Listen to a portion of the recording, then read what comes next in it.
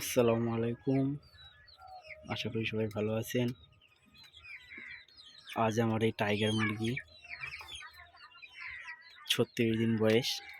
দেখুন কত সুন্দর ওজন, খুব সুন্দর গ্রোথটা দেখুন, ওজনটাও খুব সুন্দর। গড়পাত্তে সব ১১০০, কিছুটা ৮০০, কিছুটা ৯০০, ১ কেজি এরকম ওয়েট।